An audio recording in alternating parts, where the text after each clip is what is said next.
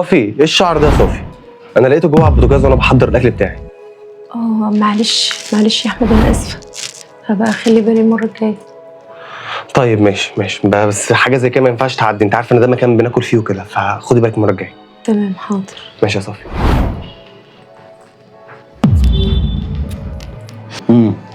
هتفضل لحد امتى مخبيه على جوزك انك عندك كانسر يا ست هاني؟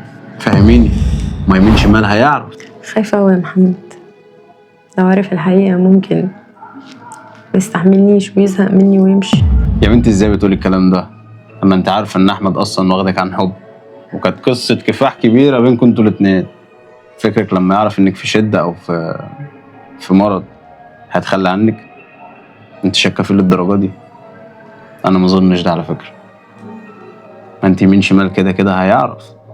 شعرك هيقع لما تعالجي بالكيماوي، ولا انت ناسي حاجه زي دي؟ مش عارفه اجيبها له ازاي يا محمد، بس على كل حال خلينا نقفل الموضوع دلوقتي لأنه زمانه هيصحى. اقعد يا صافي اقعد.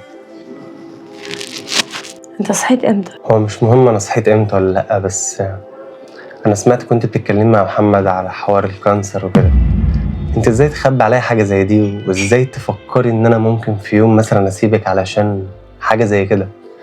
انت عارفه ان انا بحبك وزمان انا وانتي خدنا بعض عن حب والدنيا كانت حلوه معانا، وانت وقفتي جنبي كتير. هل بقى هيجي اليوم اللي انا هسيبك علشان تعب؟ ما اظنش، وشكلك حاسباها غلط. فاتكلمي قولي لي ايه مبررك. معلش يا احمد، انا كنت خايفه بصراحه، خفت ما تستحملنيش،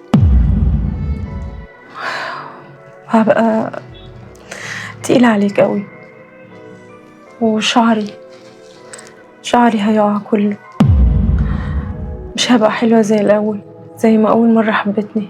وانت عارف مصاريف العلاج تقيلة قوي عليك ومش هنستحملها، احنا ظروفنا وحشة قوي، فربنا يعينك. هو انت فاكره زمان ان انا حبيتك علشان شكلك؟ انا زمان حبيتك عشان انت يعني هتقدري تشيليني في يوم من الايام لما ابقى تعبان وابقى في الموقف بتاعك ده، انا كان ممكن ابقى زيك. هل بقى انت ساعتها كنت هتسيبيني؟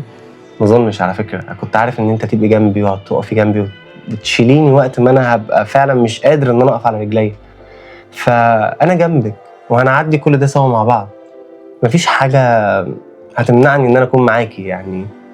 ما كانش المفروض ان انت تخبي عليا، يعني كان المفروض تقولي لي من الاول. وكده كده يا ستي انا هفضل سندك ومعاكي، وان شاء الله هتعدي الرحله دي وهنعديها سوا، وتعبك هو تعبي. ما تقلقيش من حاجه، انا كده معاكي. ربنا يخليك لي يا أحمد وما يحرمني منك ويديمك في حياتي. لا بس انت بتحلوي يعني لما بتتعبي اهو. عامه يا ستي بصي، انا هنزل بقى اجيب لنا اكل احنا الاثنين عشان ناكل مع بعض وكده ونقضي اليوم سوا. تمام؟ يلا سلام.